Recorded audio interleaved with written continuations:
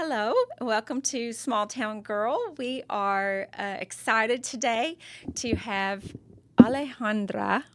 I always feel so stupid trying to have a Spanish accent or trying to I took Spanish in high school, but I also, we can talk about this because I also want to try to pronounce it correctly. But this is Alejandra. Do you say Campos or Campos? Campos. She is I guess, native of Springdale. Yes. And graduated from Springdale High School. Did her undergraduate degree here at U of A. Yes. And then got her PhD at Notre Dame.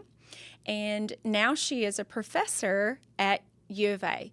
And the way I met her is her sister is the brains behind this podcast. She is a filmmaker who works here at the Northwest Arkansas Democrat-Gazette named Diana, and she's just amazing, and I've just grown to love her since she's been producing this podcast for us. And we were talking the other day about her sister, who, well, actually, Diana, and I think you were involved, has done a series on immigration in Northwest Arkansas, specifically Springdale community. And so we were talking about that, and she was telling me a little bit about her sister. And so I was like, oh, I want to talk to her. Can you get me in? And so Alejandra has graciously agreed to come have a conversation with me. I'm really thankful for that. So I want to welcome you and just kind of dig right in to talk about some immigration issues in Arkansas and get a deeper understanding from someone who honestly is an expert in probably lots of ways from your life experience and your professional expertise.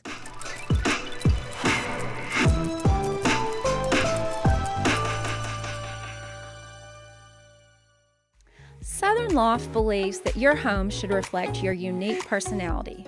That's why they offer a wide variety of stylish furniture pieces that are perfect for any taste. Whether you're looking for a new sofa for your living room or a sleek dining table for your kitchen, they have just what you need. So when looking for that piece of furniture that reflects you, visit Southern Loft at 3155 North College in Fayetteville or call at 479-856-6100. Tell us a little bit about your background. And your growing up. What's your story? Okay. Well, like you mentioned, I'm from Springdale. I feel like I'm one of the last generations that was actually born in Springdale, too, in, like, the Northwest Arkansas Medical Center, which is right near, like, Springdale High School, which is funny because I actually live right behind that hospital now, so it's, like, super interesting to be back, like, in the area that I was, like, that I grew up in. And my family and I, we've pretty much lived in Springdale in the Northwest Arkansas region my entire life. My parents migrated to Arkansas in the 90s. And I always think it's interesting because they came straight to Springdale. I think a lot of families sometimes they make stops along the way in like the Southwest region, but my parents were one of the few that like came directly to Springdale from Mexico. And they've lived here ever since. They love the area. They love Northwest Arkansas and like the nature and the community. How did they find Springdale? Like, why did they come here? So they actually already had, my mom's like best friend from Mexico already lived here. It's kind of a sad story. I always feel like a little like sentimental about it, but my mom actually, my parents actually both worked in Mexico and they were doing, I think, relatively fine. But my mother had a baby to term, but like close to when she was about to give birth, her baby passed away from the umbilical cord was like too long, and so she had to deliver her first child Josefina, who I'm also named after, her name's Josefina Alejandra, to term. And at her employer, they didn't give her like maternity leave or anything because they basically said that since she didn't have a baby, that they wouldn't grant her maternity leave, even though she had still had to give birth and all of these things. So she ultimately lost her job. And I think they felt like they didn't really have anything left in Mexico after that. And so my mom had a friend in Arkansas, and they decided to just come. And they actually came with the intention just to come and make a little bit of money and go back because they had a home in Mexico. And I remember them saying, like, they brought, like, their carry-on bags, and they were like, we're just going to come for a few weeks and then go back. And then they ended up never going back, and they had to sell everything kind of, like, remotely and stuff through, like, friends and family who had stayed there. And yeah, so that my dad started working for the poultry industry, and then my mom started working for like housekeeping in hotels. And ever since then, they've stayed here. So how were things different in the 90s? Like, how were they able to get here and start working and stay here? As I'm not sure that would, I mean, I'm not saying that it was easy, but yeah, it just seems like that story might not have been as smooth if it was now. Yeah. Do you think so? Or just tell us a little bit about that. Yeah. I mean, Arkansas is part of, like, what we call, like, the Nuevo South. The Carolinas, Tennessee, Georgia, all these places in the 90s became kind of like a hub for Latino migration, mostly because of, like, the textile and the poultry industry and, like, the meatpacking industry more broadly. But these areas, like, they became known as, like, places where they, like, weren't really checking for, like, immigration status and paperwork. So it was really easy to, like, you know, it was kind of like they had built these, like, really, like, strong social networks where, like, you knew that you could get a job here. And there wouldn't be too much, like, investigation on, like, you know, your paperwork or your status. So in the 90s, that was really easy. And there was actually a lot of migration that was happening. Both in Arkansas and outside of Arkansas. I think the Latino population in Northwest Arkansas grew by, like, over 100%, like, in the like the span of a decade. So much poultry. Yeah, so much poultry. And a lot of those jobs were being kind of upheld by the Latino community. So I think it was relatively easy in the 90s. I think what they have described as, like, the hardest part was that there still wasn't, like, a lot of Latino institutions here. So there weren't, like, as many grocery stores. There weren't, like, those kind of, like, we see a lot of, like, leaders now in, like, schools, like Latino educators and stuff like that. So that didn't really exist in the 90s. So I think the biggest thing was, like, kind of the language and the cultural barriers. But now you see, like, in Springdale, they host, like, the Mexican Independence Day celebration, and they have, like, the Cinco de Mayo festival. So I think a lot has changed since then. But early on, I think a lot of it was kind of, like, they just didn't have that community, really. Yeah. Yes. Isn't that interesting, though? Because it was easier. But then, and so now there's more of an infrastructure or more of a community, but it's probably harder to get into. Yeah, definitely. I think also because, I mean, it happens in, like, a lot of other places too, where, like, the immigrant community increases quite rapidly. There's kind of this, like, backlash that happens in those same communities, where, like, there's, like, this large magnifying glass, and people are like, whoa, there's too many new people here, and it's changing, like, the community, it's changing the language in the area, and there are these resources that are being shifted to these new communities to help bridge those gaps when it comes to, like, language and education and healthcare and stuff like that. So I think I think you're right that, like, now there are all these other kind of barriers for newer immigrants coming to this region, especially when it comes to, like, job opportunities and stuff like that, for sure. So were your parents able to get citizenship pretty soon, or? No, they actually, I was able to help them through that process once I turned 21. So they spent a long 21 years without any kind of documentation. Wow. In Arkansas, and my mom and my dad both became residents in 2019. And then the first thing we did was go to Mexico, which they were very excited about. They took me and my siblings. We had never gone before, and we got to visit their hometowns and see a lot of, like, our extended family that we had never met before. And since then, my mom has become a citizen, but my dad has not, because he doesn't want to take the test. He's like, well, he didn't want to when my mom did. He was like, I'm too lazy to study, so he hasn't done it yet. But it's on the books. I'm like, we're always telling him, like, you need to study, you need to take the citizenship. Yes. But my mom has become a citizen since then. So you guys were born here, all you and your two siblings. Yep. And so then you just grew up going to Springdale. Yeah. You could talk about that a little bit, what it was like growing up. Well, for me, because my parents were still, when I was growing up, they were still kind of trying to figure out where they could, succeed the most in terms of, like, their financial goals. We would move around a lot when I was younger. I went to, like, 5 different elementary schools. So at some point, like, we lived in Lowell, we lived in Cave Springs, we went back to Springdale. So I was kind of all over the place until, like, middle school and junior high. Then we kind of stayed in Springdale. But my siblings, they all, like, my sister and my brother both went to, like, Bayari Elementary from, like, K through 5th grade. And then I went to Springdale, and I think we were actually districted to go to Harbor, but we were, like, Springdale High School forever. So we, like, all transferred to Springdale. Yeah. So, yeah, we're, like, proud Bulldogs where I'm always like, I love Springdale High School. Every time I have students in my class, too, that say they're from Harbor, I'm like, boo. I boo at them. But yeah, I went through this Springdale education system. We all, like, we're kind of tryhards. Our family are. My sister and I and my brother too. We all, like, took the advanced classes, and we were really, like, into trying to succeed as much as we could through education.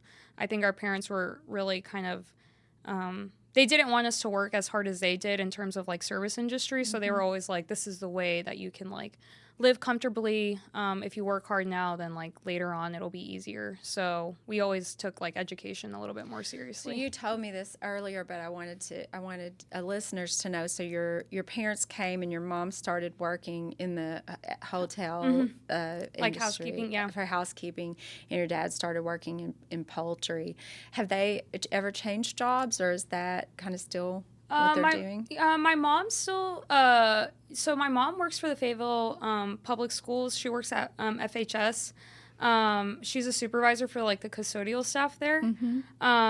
So she's always, like, it's so funny because she's always, like, been, like, cleaning is her thing. Like, and she's taught me and my sister that too. So when people come to my house, they're like, your house is so clean. I'm like, you know what? Like, my mom is, like, really, like, she's always taught us to be, like, keep our space clean and keep our home clean, which I really appreciate because I think it brings, like, calmness to our life. But, yeah, so she still does that in some capacity.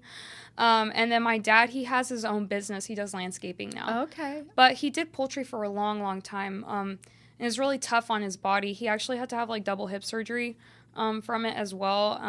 And there's just a whole number of, like, health and other kind of issues that come with working in poultry. So now he does landscaping, and I think he's happier there too. Talk to us a little bit about those health issues, because probably a lot of listeners don't even realize, what it means to work in poultry as especially as kind of an entry level.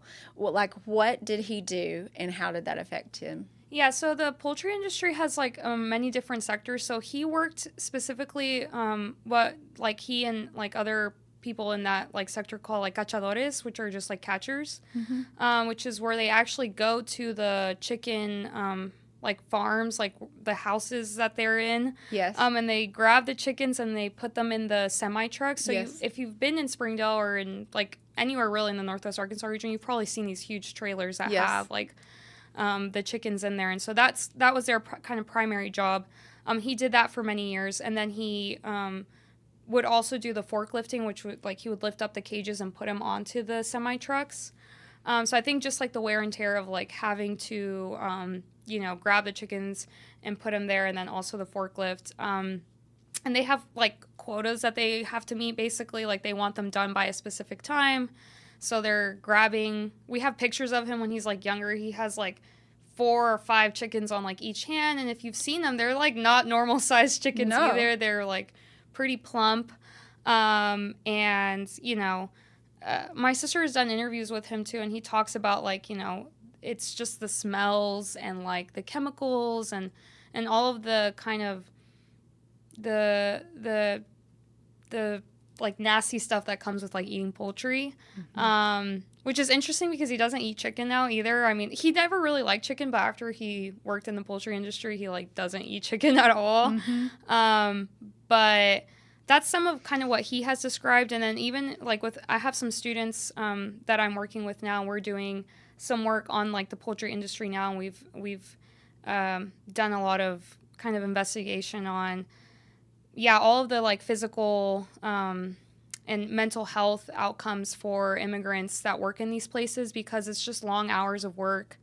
I think there was a report that like people working in the poultry industry, they were like it was like the second highest number of COVID cases during COVID outside of like prisons, because it's just like there is so much demand for chicken in the United States, and Tyson kind of does a lot of that heavy work, and we live in an area where Tyson is one of the major corporations here. So it's so interesting because it's hard, because I think also my parents are grateful for those job opportunities, and they and a lot of immigrants themselves are also grateful for that too, right? Like it's kind of this like weird situation to be in, because it brings a lot of opportunities for them. But it also comes with like a lot of physical and big toll, big cost. So I feel like in this conversation, I wanted it to just flow organically.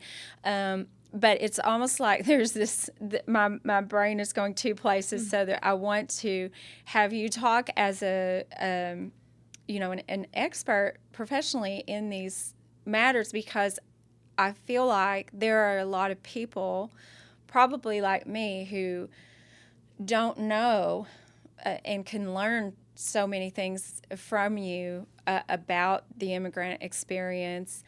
And so I want to ask those questions because I feel like I'm interested, and I'm just kind of on the periphery. And then there is like this personal experience that your story is so interesting of your family and their success here. Before we started the podcast, I was asking earlier, like your family is so impressive because they have you're the oldest, and here you are with your PhD from an Ivy League school, and you're a professor at U of A, and then your sister, who is my friend, is graduated from New York University, a very prestigious university. And then your brother's about to graduate from high school and going into the School of Business at the U of A. And I think there are several factors that are fascinating to me to think about, how your parents have been very successful in establishing their family here, establishing and supporting you guys to achieve so much more, honestly, than a lot of families who aren't immigrants. And then something I really appreciate and love is that you've chosen to come back to Arkansas and bring your brain back here, and of course your heart and soul, rather than staying out in the wider world, or even in places where it might be easier to live. And your sister's done the same thing. I mean, when she was introduced to me as someone who was going to help me with my podcast, and she's a graduate of NYU, I was like, wow, that was honestly unexpected. And so talk a little bit about that. I was picking her brain earlier because I said I'd really like to meet your parents, because I'm a mom of 4, and I said, what's the secret? What do you think your parents did to sort of raise you guys to be so successful? And talk about that a little bit. Yeah, I think what we talked about is like how close of a family we are. I think we've always kind of depended on each other, and I think they just they let us also be curious, because sometimes I talked to some of my first gen students too, and they talk about how, like, they don't tell their parents that they're, like, a psychology major or a political science major or something like that because they don't understand what that means, right? Like, they're like, why are you doing that? Why don't you do something like business or something like engineering or something like that? Something they know will equal an income, a high income. Yeah, high income. And I think my parents were always like, you know, I think they just wanted us to succeed, and they allowed us to do that, and they showed us to be curious through other ways too. Like, we talked about, like, they always made it possible for us to have, like, a big vacation, even though at the time I didn't realize it, but they were probably, like, barely scraping by with what they were making. And even if that big vacation was, like, Silver Dollar City in Branson, Missouri, which I love, we were just there the other day, they always just made it fun. And so I think because of that, we always, like, felt like it was possible. And I didn't mention this earlier. Oh, God, I might cry because I love my sister so much. But, gosh, I'm sorry. My sister actually went to NYU before I went to Notre Dame. I'm sorry. It's okay. And I remember telling her this because I was scared to leave when I was little. Oh, my God. I need a drink of water. Sorry.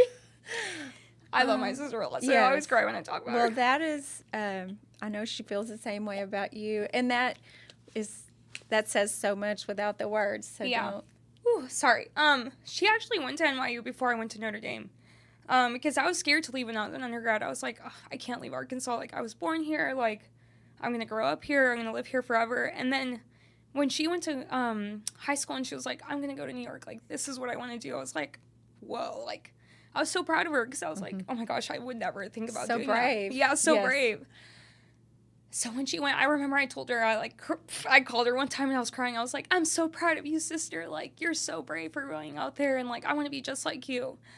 And I think it's interesting because a lot of people are always like, oh, you've like, as the oldest, you've set the tone. But I always tell people, I'm like, no, it was my sister. Like, she's the one that left first and was like, I'm going to dream big, even if, like, because I remember people were like, NYU, like, that's expensive. Like, film school, like, what are you going to do with that? And I was like, trust me, she's got this. Like, she's so brave. Like, I know she's going to do good in whatever she does. So for me, too, it's like my siblings and, like, I think my parents raised us so closely together that I'm like, we inspire each other. And I think my sister has, like, set the tone for her family, even though people always think it's me, but I'm like, no, it's my sister. Like, she's the one that left first. She's the one that, like, took the big leap. And, like, I'm glad that she's back too. And, like, she's been able to, like you said, bring her education to this community and, like, really push forward, like, what she wants to do. But, yeah, I'm always like, it's my sister. Like, she's the brave one, and she's, like, super cool. I'm so you like, saw her doing that, and you decided, I can go to Notre Dame.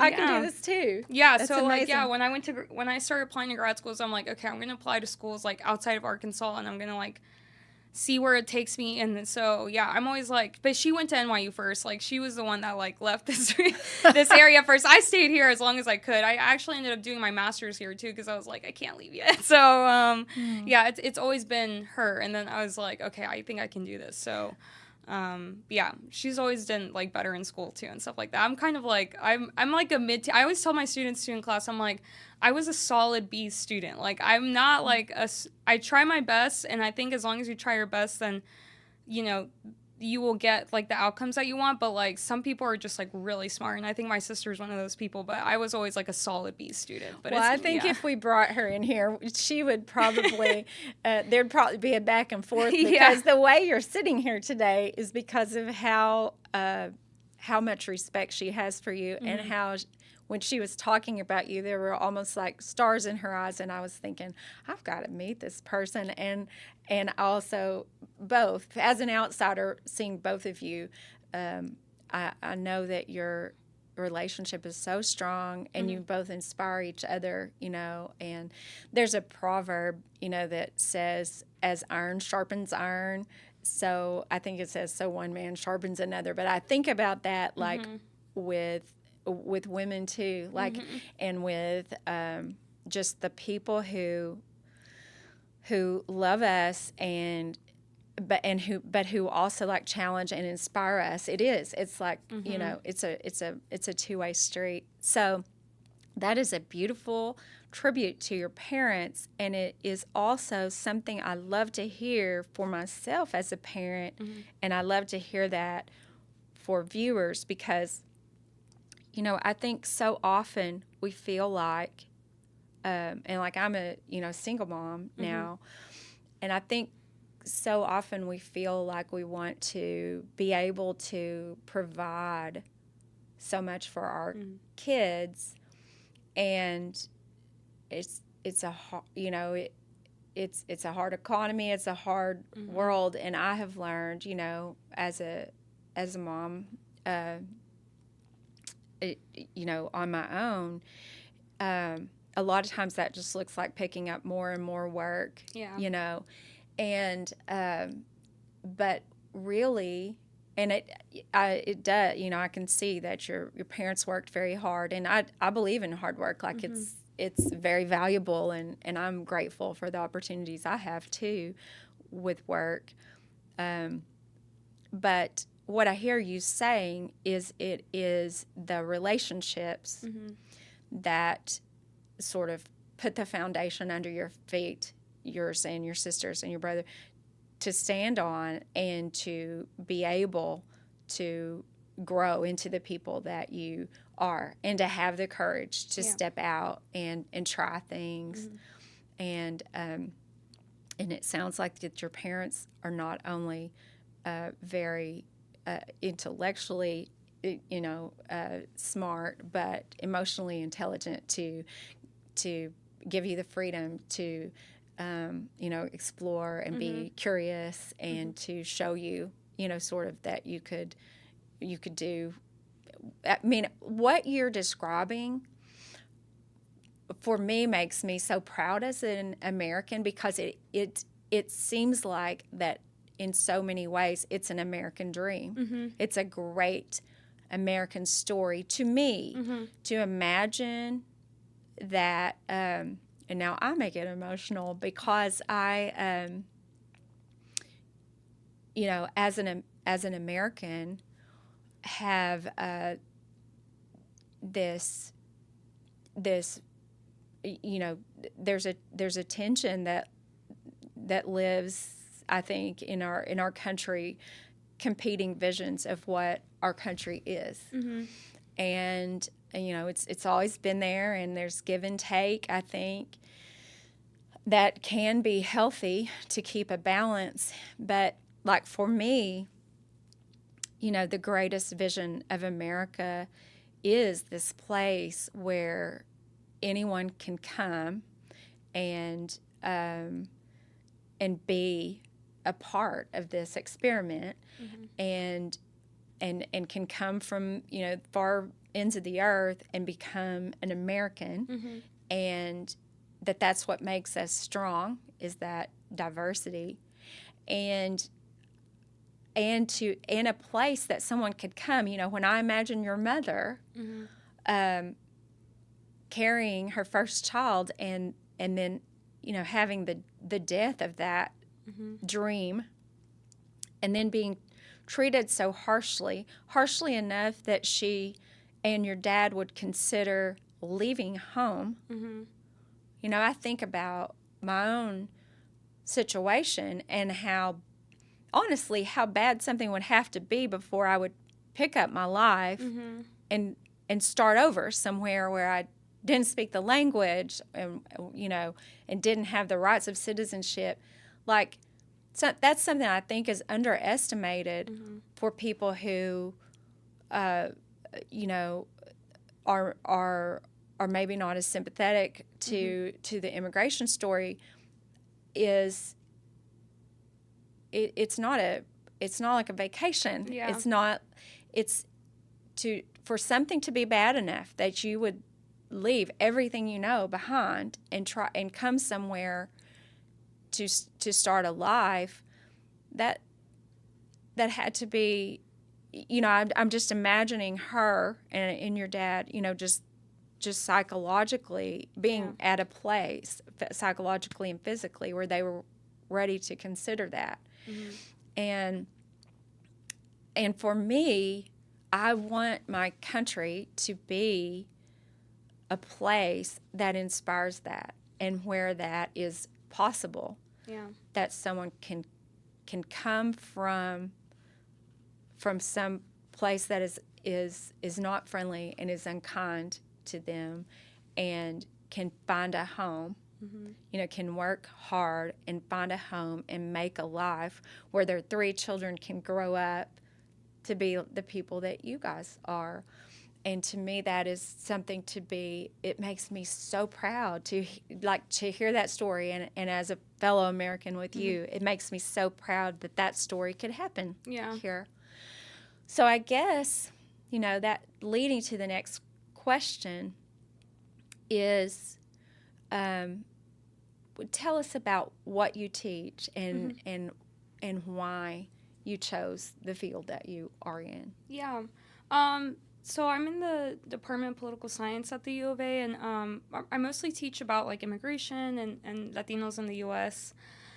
And it's, I think I mentioned this to you earlier. I actually started out as a philosophy major, and then I switched my senior year, which I do not recommend doing. I did that too. I changed from biology to English my senior year. Yeah, it's I have like 2 semesters to try to finish this.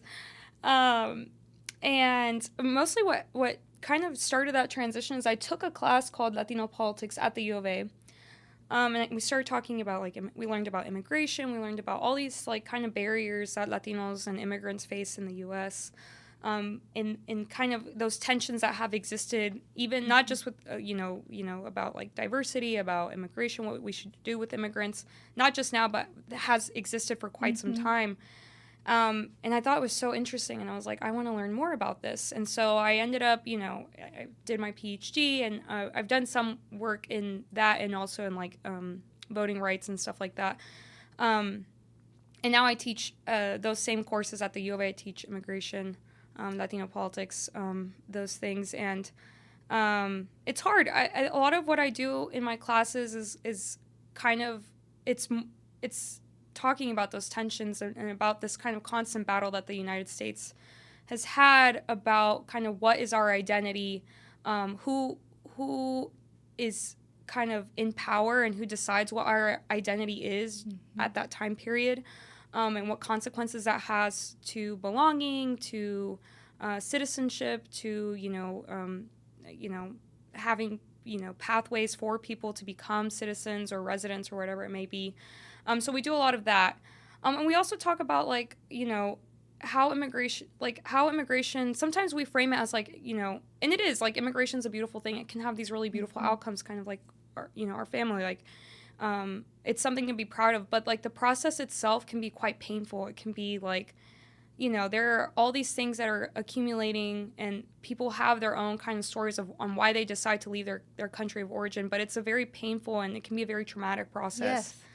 And I think sometimes that's what a lot of students don't really know, because we don't really talk about that much. We like to talk a lot about, not just our family, but you see it on media all the time too, the valedictorian, the child of immigrants who becomes the valedictorian in their school, or the immigrant themselves, right? They're a dreamer, they're a DACA student or something like that has overcome all these barriers. Success story, a shiny, good story. Yes, but there's a lot of stories that aren't like that, and there's a lot of stories that are really traumatic and painful, and a lot of people who lose family members, who are deported, who don't get their that they don't get the outcome that they had hoped for. Right. And so we talk a lot about that too, because I think it's important also to know that it's not just immigration isn't worth, or it shouldn't be changed just because we think that there will be some positive outcome, that there will be some good that comes out of it. Sometimes, people just we need to talk about these issues just for the sake of knowing that sometimes if we don't, there are these really kind of negative outcomes. Families become separated, children, maybe they don't aspire as much as they probably could if they knew that there was some security there for them as well. So we talk a lot about that too. It's not just for the sake of saying well, immigrants are good because they bring good to our country, and so that we need to give, it's not this sort of quid pro quo situation. Right. We need to talk about these issues because there's a lot of stuff that there's more nuance to it, and there's it's really complicated. So a lot of what we do in my class is kind of talk about that too, and Yeah, I always have to do a disclaimer at the beginning of the semester too. I'm like, we're going to talk about sad things in this class. I'm sorry, you might not always feel good at the end of this class, but it's important. And we need to talk about these things because it's really like, it's what we talk about a lot in like, every election cycle. And like a lot of these campaigns focus a lot about like immigrants and like this like kind of growing population that is seen as a problem, right? It's seen as like a problem that the United States has to solve. And that's true to some case, right? It is a problem that we need to solve. But sometimes the solutions, I think they become really kind of either or, right? Like it's either this or that, and there's no kind of middle ground, or they're not talking about kind of how complicated it can be. So we talk a lot about that in my class. And So yeah. talk some more about that here. Take us to school. Okay. So what, I have my ideas about what the either or is, but how do you frame that? Like what's the either or, and then what is the middle ground that you see? Yeah, I mean, we talk a lot about, like obviously this is it's a really polarized issue. I mean, and I'll show them like, these like, we'll go over like these like public opinion surveys where people interview Republicans and Democrats, and they're so kind of far aligned on so many issues. And it's always framed, and it's like either like there should be a pathway to citizenship for all immigrants, or immigrants that have come here without documentation should be deported. Like it's never like the policies that they're asking them about are always like super far apart, and there's never kind of this like middle ground, even though there are a lot of different ways in which people can become residents in the United States, and we talk about that in my class too. Like the first assignment we do is I give them like a scenario. I'm like, there's immigrant, grew up in the United States. They came here when they were 1 year old. Like what pathways do they have? I mean, a lot of them don't know like how difficult that is. They assume that like, after you've been in the United States for a certain amount of time, you should be able to apply for residency or citizenship or something like that. So we talk about just like how complicated the process is. And I've brought like a local attorney to my class, Nathan Bogart, and he talks about this too, like immigration law is really complicated because it's under kind of the federal purview, and a lot of these definitions are very muddy, and they're done that intentionally, so that way there's a lot of discretion in these jurisdictions by officers and other bureaucrats on whether or not to approve your cases. And I think a lot of students don't know that. I think they think that a lot of those decisions are made, and in some part they are, by kind of their representatives, but a lot of that is also at the kind of like the bureaucratic level. And there's not a lot of oversight on that too sometimes, and even then that changes, right? So, I don't really, it's hard for me to give like a middle ground solution, because I don't think that there is one sometimes. Like even in my own classes, I'm like, I don't know, this is just, it's really hard. Yeah. And so, but maybe just recognizing it's not as simple as this or that. Yeah. And it's maybe not like individual, but there are like children who have been here a long time. There are children who are born here. There are people seeking asylum. Yeah. There are people with green cards. And so like I think of it kind of like a tree, and there are like all these branches going out. Yeah. And so when a politician sort of simplifies it down to this binary, this thing, like that's really, I think everyone wants that, because we want something simple to like hold on to. Yeah. Either way. Yeah. That's what a person sort of like grabs onto as this is an answer, this is the way, but it's just like really almost everything else. There's a messy middle where you have to deal with it, and it's slow and, like you said, painful and nuanced, and not a pat answer. And when those giant issues are simplified down to these sound bites or these things that people campaign on, it affects a lot of people's lives. Yeah. This is not probably the greatest parallel, but I was thinking about another vodcast that I did with Dr. Emily Waldorf, who, miscarried her baby at 15 weeks. I think it was 15. No, I think it was 17. And the abortion laws here are so, what was the word you used? Where it kind of vague and intentionally that way that you said the lawyer had said. So there was a lot of leeway, but like the doctor, the people caring for her in the hospital, I don't think necessarily have like a solid sense of what that could mean. And it's intentional because you don't know whether to treat or not to treat because you can get in trouble, but maybe you wouldn't if you word it the certain way. And meanwhile, her life's in the balance. Yeah. And she's becoming septic. Yeah. And has to like go across the state line to induce labor and have this, this baby delivered who has no hope of survival. Yeah. But you get, the furthest right and left voices saying, we can't, murder babies on one side, and then on the other side, it should be, it's not a baby, and it should be the woman's choice up to, and so you're forced into this sort of binary, the voter feels forced into these things, and it's like, well, if you don't believe that it's murder in every single case, even if you're in her case, then your only choice is over here, and vice versa.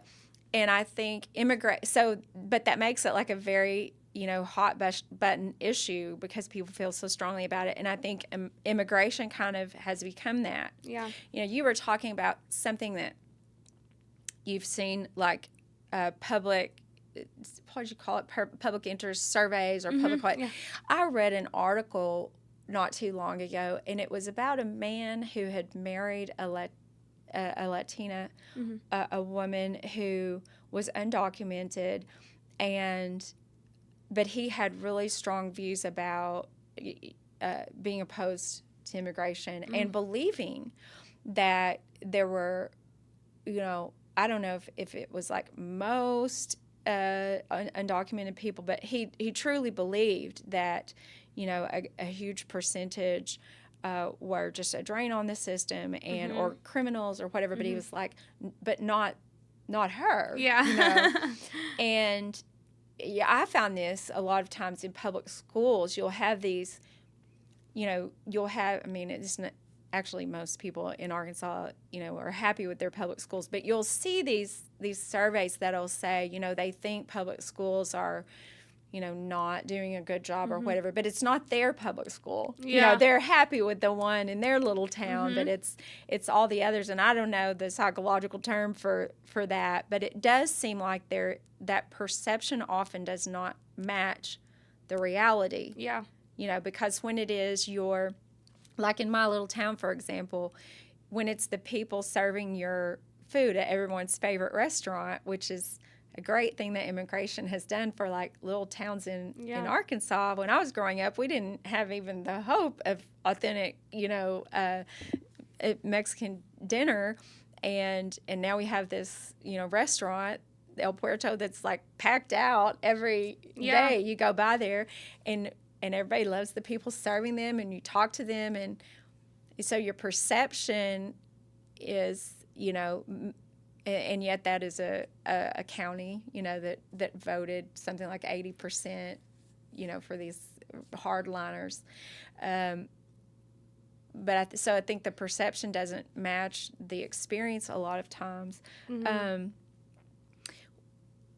let's talk about some of these issues that have come up, like birthright citizenship. Because you're someone who was instantly a citizen, even because you were born here. Yeah. Talk about that a little bit in terms of what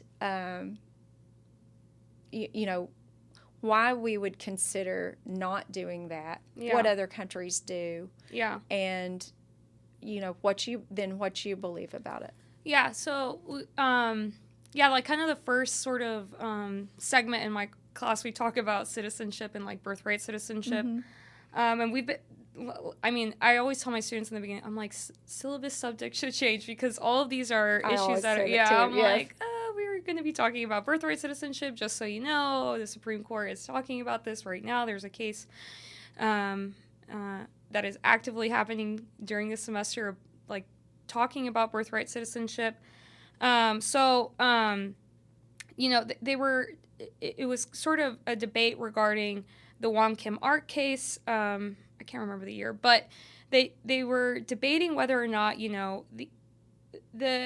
they've talked about this a little bit in some commentary as well. Like some of these legislators and other elites have talked about like what they're actually debating about when it comes to birthright citizenship. And it's kind of like this intent to like actually stay in the United States. And like the framing on that issue specifically was that there's a large body of immigrants who are coming to the United States to have children and then they go back to their home country. That they're kind of coming across the border, they have their kids, they go back home, or they don't really have an intention to actually pledge allegiance to the United States. So it's kind of like this, like, they were framing it as like this belief that there's a large body of immigrant mothers who are having children that don't actually have an allegiance to the United States. In reality, that's not super true. I think the Pew Research Center actually did some survey about this, and they talked about like how many children are actually being born in the United States, how many are being born by undocumented mothers or people with like temporary status. I mean, it's a very small percentage. It actually doesn't really affect. It's not as big as a problem as I think it's being framed to be, as most things are. Even with, I think actually the abortion example is also super like relevant, like to your point, because sometimes these issues are being talked about, but it actually only affects like a really small percentage of people. So they're exasperated as like this guy growing problem, but it's actually not that many people that are being affected. But we talked about that in my class, and even then, like there's been some conversation about whether or not that will like retroactively affect like people like me who were born to a mother who had no status at the time that she gave birth to me, and supposedly it wouldn't affect this population, but of course it already sets a precedent, right? Like if that does happen, then what's stopping it from like retroactively affecting all these other people who have been citizens for quite some time since birth, but now wouldn't have that valid status. I think J.D. Vance said something about like most countries, or maybe Trump said this too, like most countries like don't have like the right of soil, right? Like being a citizen because you were born in the United States, which I don't think is true, actually. I think I remember showing this map from my class, but now I can't remember which countries. But most countries actually do, or like, for the most part, most countries in the westernized countries do have the right of soil, citizenship status. Some have the right of blood. Some have both, which just means that, like, either if your parents are citizens, then you're a citizen, or if you were born in the in that country, then you're also a citizen of that country. So it's either or. Like, most people have either or, and so it's like, I don't know. I don't really know. It's just, yeah. To me, that debate is being framed as like, there is this perception that there is a growing body of people in the United States that they believe will not pledge allegiance to this country and are not going to uphold the values and the ideals of this, like, this institution. And so it's a complicated debate because, I think there's a lot of misinformation that's spread about it as well, in terms of like how big the issue actually is and who it affects. And also like what other countries do, and like whether or not we should be mimicking what other countries are doing as well. But yeah, in our class, I think a lot of the students are confused as to why it's even being debated. I think that happens with a lot of the issues that we talk about. But I think it's still interesting because even in the United States, even though we've had the right of soil, there's been many populations that have not had that right as well, right? We've had for many years, African Americans in the United States were not considered citizens. Right. They didn't have full rights and privileges, even though they were born here. Right. And really, even then, a lot of people wouldn't consider the United States being kind of like a full democracy and granting those citizenship rights to African Americans until the 1960s with the Voting Rights Act and the Civil Rights Act. So, that debate isn't necessarily, it's still ongoing because it's still relatively new. I mean, I think maybe younger people think that the 1960s was a long time ago, but it wasn't that long ago. No. And we're still having these debates about what rights people have. And a lot of it is racialized, and it's through kind of this kind of long history of like who is considered a citizen of the United States, and a lot of that comes also with kind of our history of slavery and stuff like that. So. Well, talk about, since you mentioned it, that was another thing I was going to ask you about, what is the Voting Rights Act and what's happening lately. I know. I was like, let me brush up on this.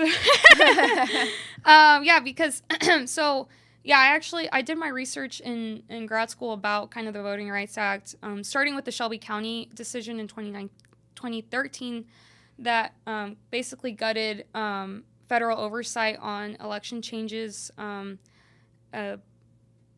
any election changes made by states. And we're seeing that kind of happen again now with like racial gerrymandering and the Supreme Court decision regarding Louisiana district and whether or not racial gerrymandering was constitutional. I always, I talk about that issue as well as kind of like framing it through like, what rights we have as citizens, because I think, I always ask my students, like, what does it mean to be a citizen in the United States? Like, what rights do you see? Like, what does it mean to be a democracy? And the first thing they always say is like the right to vote. Like, we have a right to, elect our leaders, and that's kind of like the main form, or be represented by our leaders, and the main way to do that is to vote. Right. And when that is kind of being tested, and specifically it's being kind of tested in places where there's been a history of discrimination, and really kind of, specifically targeting communities so that they don't have that right, even though hypothetically they should have that right. It calls to question, again, like whether or not like we're still a democracy. A lot of political scientists, especially those that study like countries, like, comparing the United States to other countries, they don't consider the United States a democracy, not in the way that maybe we do. Like we're always like, yes, we're the founders of democracy. Like we believe in representation. But if you look at kind of these like large surveys, like the VDEM, which is housed at Notre Dame, they give these like scores to countries, and they're like, yeah, the United States is not doing great when it comes to voting and like representation and like kind of equal access to that. And I think this case will not serve us well in that sort of sphere of like whether or not the United States is doing great in terms of giving equal opportunity to voting. But that was already an issue since 2013. In 2013, they decided that states no longer needed to have this kind of like federal oversight when they made election changes. And what happened after that was like many states implemented strict voter ID laws. Texas, for example, I think consolidated like 500 polling stations into like one central location. But what that really meant is that they closed a lot of polling locations in jurisdictions that were predominantly Latino and Black, making it harder for those communities to go out and vote. And a whole number of issues, like a lot of polls have been purged in jurisdictions, in states, counties, and stuff like that. And people don't know that they are no longer registered to vote because they've been purged out of these lists, and they have to re-register. And there is already a lot of kind of, speculation on what will happen with this new decision on racial gerrymandering, and whether or not that was constitutional. And I guess for people that don't know, like racial gerrymandering, like you probably already know what gerrymandering is. Like usually we talk about it in terms of like political parties gerrymandering and creating like all Republican districts or all Democratic districts. Racial gerrymandering was put in place to create districts that were majority black, and then after 1975, places that were mostly majority Latino because they added the language provision. And the reason this was because kind of like our instinct is to say, well, that's not good. Like, we shouldn't have districts that are majority one way for a ethnic or racial group. But it was important at the time because many districts that were majority black or counties that were majority black were being split into really kind of, this actually happened in Arkansas with like Little Rock and Pulaski County, I believe. That was split into 4 different districts. Specifically an area that was majority black. And it was problematic because a lot of these communities have similar issues, and they probably share similar beliefs, and so they're not able to become this kind of like strong voting bloc and have a representative that actually reflects the issues that they have as a community. So yeah, racial gerrymandering was kind of seen as a positive because, again, a lot of these communities face similar issues. They probably want to be represented by somebody that is from that community and has like a better understanding of the issues that they face. So as like voting rights like experts, we don't always necessarily see racial gerrymandering as like a negative in the same way that we might see it happening with like parties. So yeah, so this is a lot of, experts are saying this is going to be kind of a really detrimental thing for minority communities because they won't be able to elect representatives that have kind of like a clear understanding of the issues that they're facing as a community, and really kind of like represent the issues that they need represented so in just Congress. To be clear, Yeah. What you're saying is if you have a large community of that is made up of a minority, but there's a large community there. If that community is, drawn where those guys can vote together, then they're probably going to elect someone who is in their community, who understands their community, who will advocate for their community, and rather than someone outside of that community. But if you split that community, say, in half, and I know in Little Rock, I think it was in fourths. Yeah. And then they become a lot smaller voting block within this, larger community over here. They're not going to have a chance to elect someone from their community. I mean, theoretically they could, but all this majority over here would have to vote, or a large percentage would have to vote for this person too. I think that is sort of set. We see that in this race between Chris Jones and French Hill, where there a lot of people will normally, French Hill voters would have to cross over to make it possible for Chris as a minority to win. Which is not impossible, but we all know that. I think we all know that it's hard or unlikely, and I think something that happens in these conversations, because I hear these conversations a lot, where I come from, is people want to imagine, an ideal world where it would be not unlikely because just the best person would win, right? So, like, if you have, a rocket scientist who is a minister and a father, of 2 and married to a doctor, and a war veteran, kind of this pedigree that you're just like, this is a no-brainer. This person should probably be president. Like, let's just get him elected. So you have a person of that caliber, and then you have someone else who, I'm not even going to describe his current opponent because I thought this in the governor's race too. You have this person from another party who is, on paper fine and accomplished.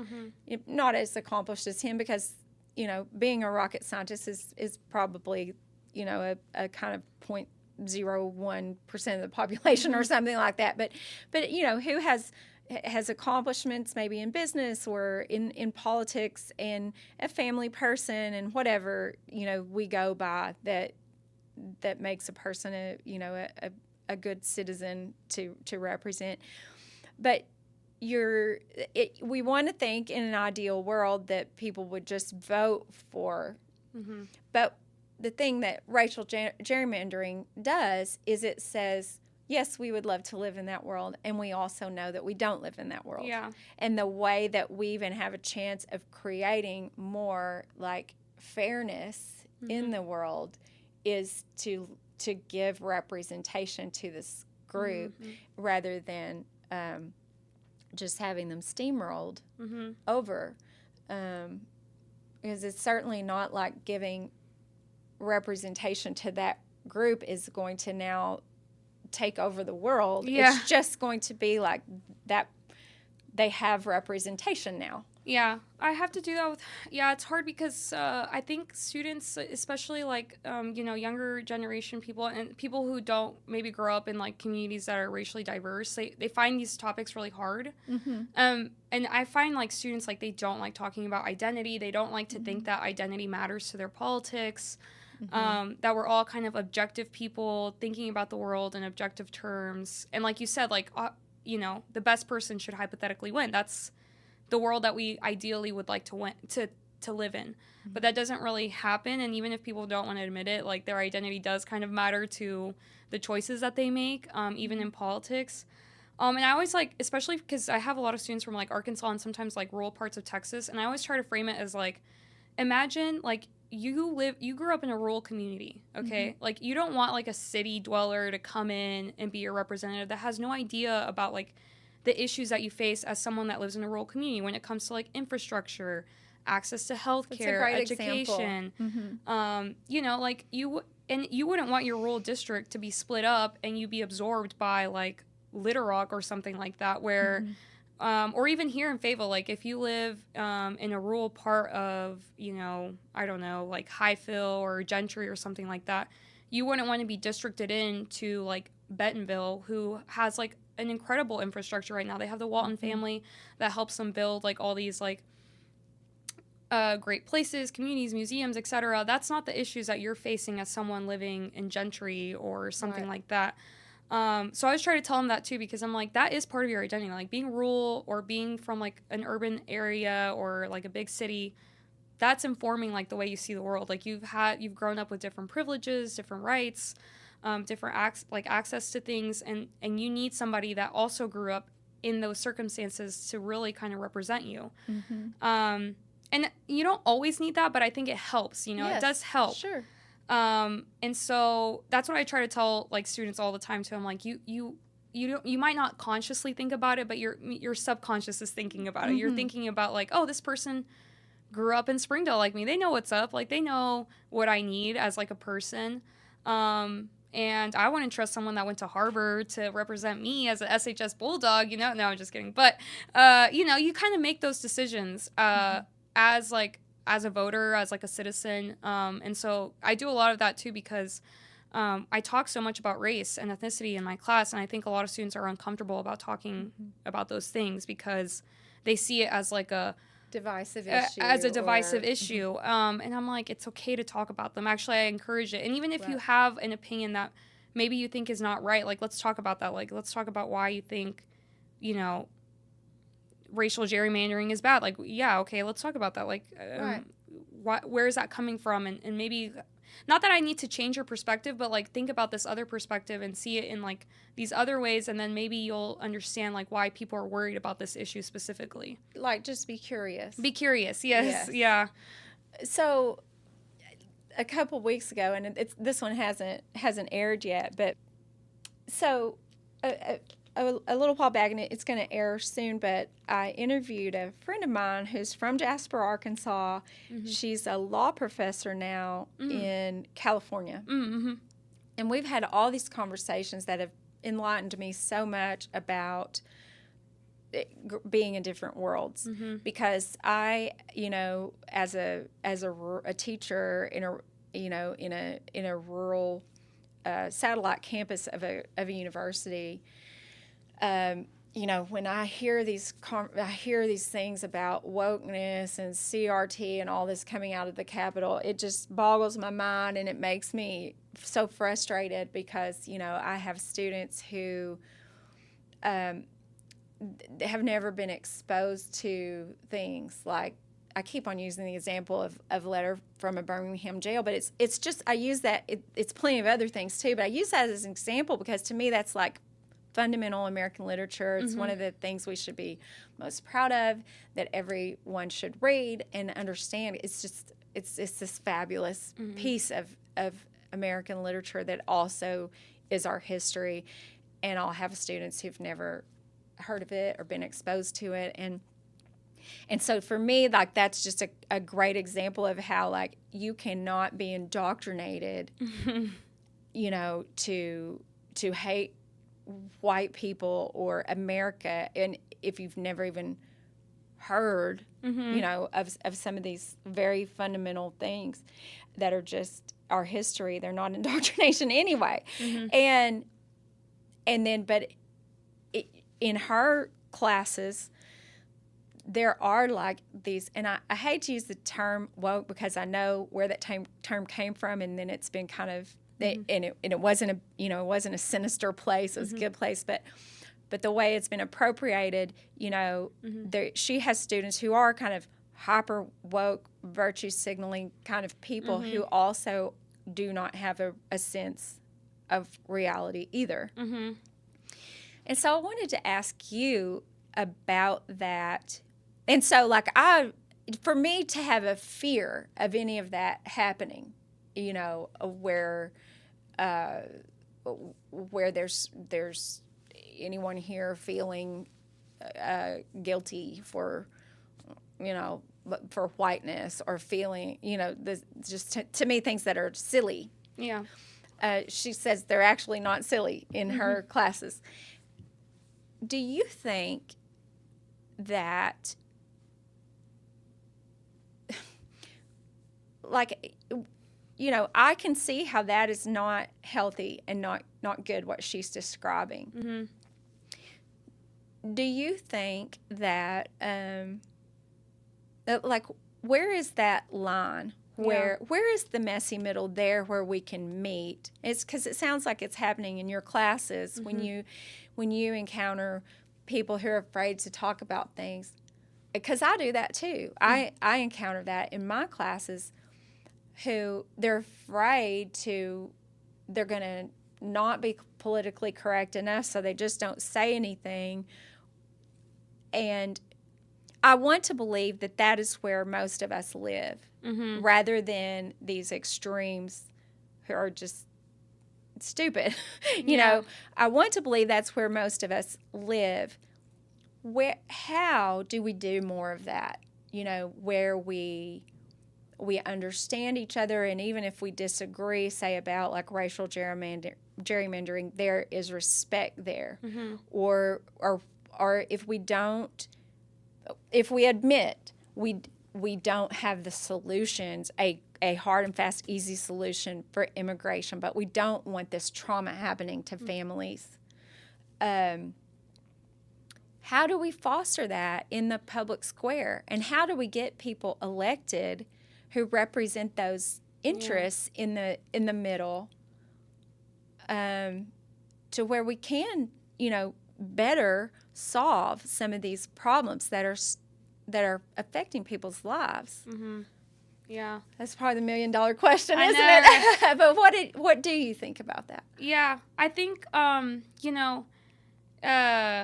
I used to be, I think about myself, like, even how I've changed a lot as, like, from when I was a student to now as, like, an educator, because I used to be, like, super, like, I would get into arguments with you all the time. I was like, you're wrong, you don't know what you're talking about, and I was, like, very, like, I was just not in, like, I think I was just so passionate. I was like, this is just like, Well, and you were just learning about all these things. And yeah. And, I mean, I think a lot of it is like, because we talk about like empathy, and I think sometimes too, like people are like, it's just you're not being empathetic, and it's hard to, I think when you're learning about all these things and like, you know, becoming more educated about like, you know, things that have happened in the United States that fundamentally changed, or influence our infrastructure and our institutions that are based on race and you know, this kind of long history of discrimination.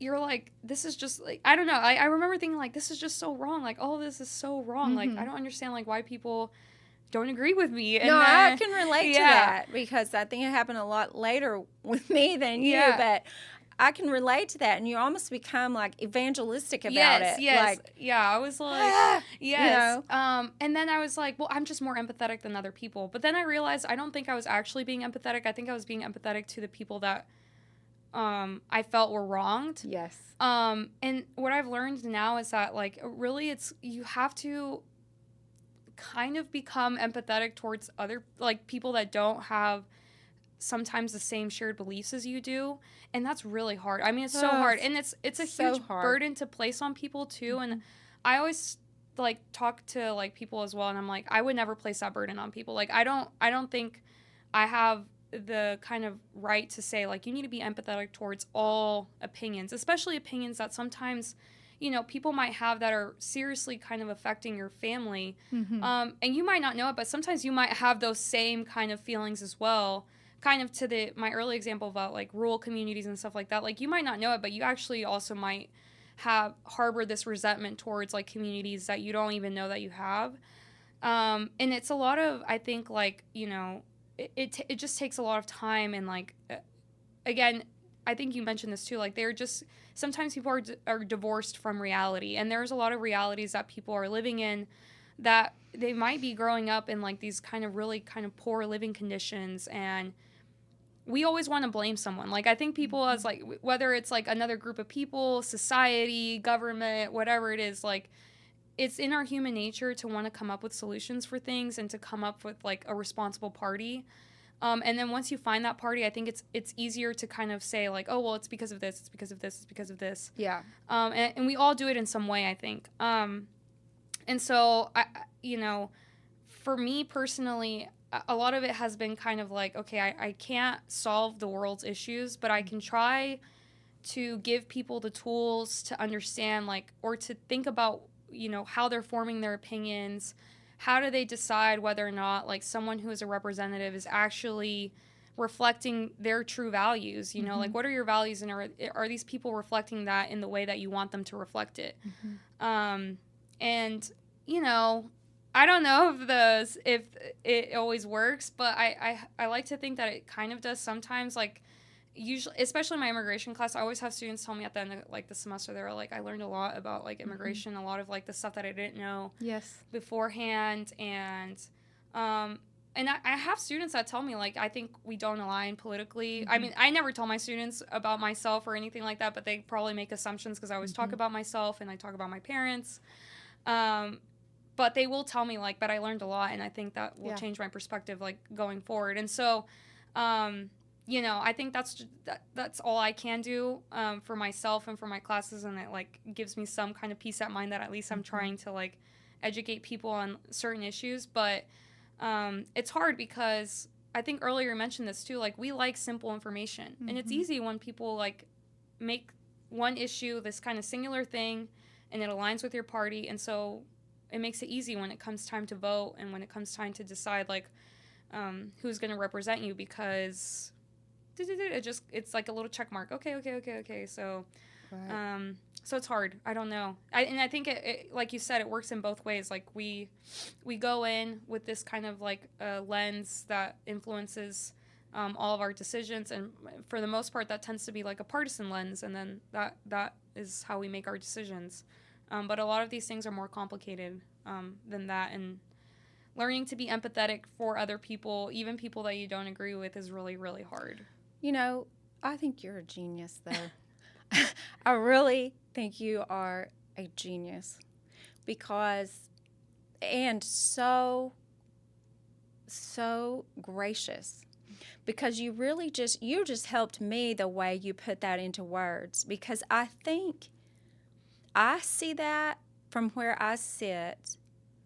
I feel like a lot of times I'm trying to get my more liberal friends, more left-leaning friends to not just write off like the majority of people, like in a community where I live. Yeah. Because I live there, which is sometimes isolating and difficult. Mm-hmm.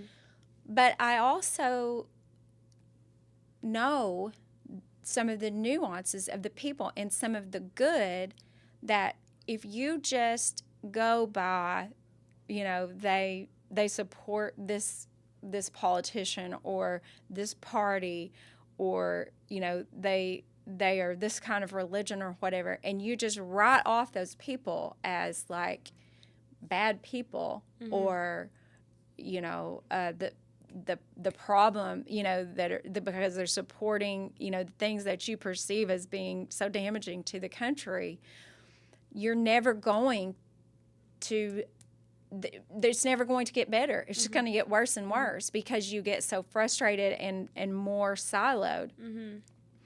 But if you can have empathy for those people who are so, in some ways, like abhorrent, their ideas are abhorrent to you, and you cannot fathom someone being a good person and having these ideas. But for me, it's always like, I don't want to say that to people, particularly who have been harmed, so deeply by those policies, because just like you said, when that is, I may have the privilege or be in a position where I can reach like that to someone. But if it had been, say, my child who was harmed by those policies, terribly harmed. I mean, I think we all can be, definitely harmed by policies. But if it had been my child who died, or it was my child, or it was my child who was, bullied for, something, or if I had lived through what some of these people have lived through, it is way too much of a burden to say you have to, try to find common ground with that person. But I do think, and so I think that's one reason why I think it's so gracious of you, and it's such an example to us. Like if someone in a community like that can do that, surely those of us who are outside of that can. But I think the other thing is I feel sort of an urgency about doing that. Yeah. Like it's kind of beyond just being like taking the high road. Yeah. It's kind of like, I am not sure that we're going to be able to be a democracy if we don't learn how to do this, because all these factors, that have been so polarizing over the last, decades, have created these extremes, that people are not doing this, work. Yeah. And I really thought, that my eyes have really been more and more opened to that as I have seen, communities divide, even small ones. Yeah. But I think I want to have you back sometime because there's so many more things I want to ask you, and I just appreciate so much your willingness to have this conversation. So I'm going to get you on the books for coming back, and we can go further.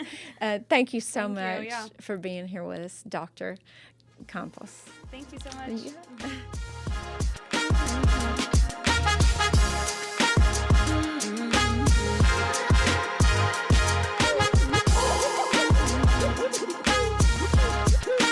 Bye.